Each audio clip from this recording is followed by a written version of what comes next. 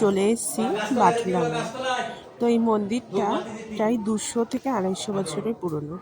যে কালীটা দেখতে পাচ্ছেন এটা কাঠের কালী। তো কালীটাও অনেক দিনের পুরনো, বুঝতেই পারছেন। আর এই যে ছোট ছোট ঠাকুরগুলো দেখছেন এটা পেঁচো আর পাঁচি।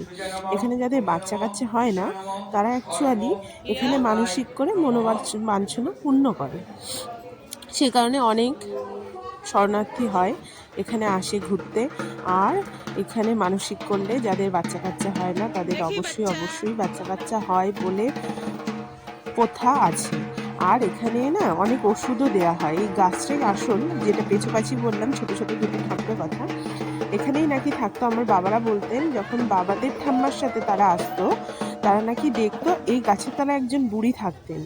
হ্যাঁ, তো উনি ওষুধটা দিতেন। দেখুন এখানে কত বাজার বসেছে, ফল মিষ্টি, যাই হোক মুসলমান প্রধান এলাকা তো এই জায়গায়, তো সেরমভাবে এখানে জায়গাটাই টোটালি মুসলমানদের রয়েছে।